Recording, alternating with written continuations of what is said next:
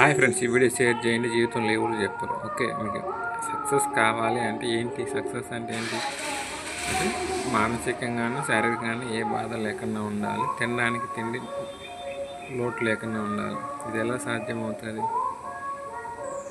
మనం కష్టపడుతూ ఉండాలి, ఎదుటోళ్ళ మీద ఆధారపడకూడదు.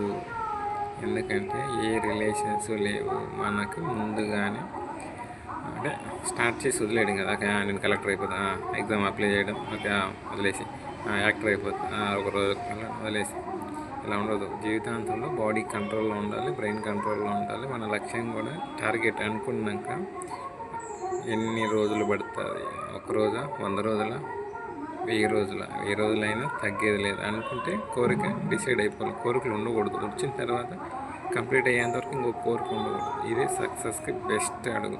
ఎందుకంటే లోక జ్ఞానంతో ఆలోచించి ఎవరు చెప్పింది నేను స్టార్ట్ చేసే ముందు ఇది వర్కౌట్ అవుతుందా లేదా, కిరాణా షాప్ పెడదా, అక్కడ ఏరియాలో ఉన్నదా లేదా, రేట్లు ఏమి ఉంటుంది, అది కులిపోతాయి, ఐటెం రాసాయి, ఎంతమంది ఉంటారు అంటే ముందుగానే గెస్ట్ చేసుకో, ఆలోచించు. స్టార్ట్ చేసినాం కదా, స్టార్ట్ చేసే ముందు ఆలోచించాలి. ఏదైనా కానీ చేసిన తర్వాత దాన్ని సక్సెస్ ఎలా చేయాలని ఆలోచించాలి.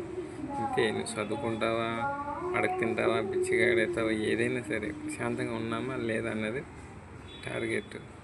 అంతేగాని నేను అది కావాలి, ఇంత కావాలి, డబ్బులు మీద డబ్బు సంపాదించాలని అనుకోకండి. ఎలా ప్రశాంతంగా బతకాలనుకోండి. ఎందుకంటే డబ్బు అనేది ఎప్పటికీ లిమిట్ ఉండదు.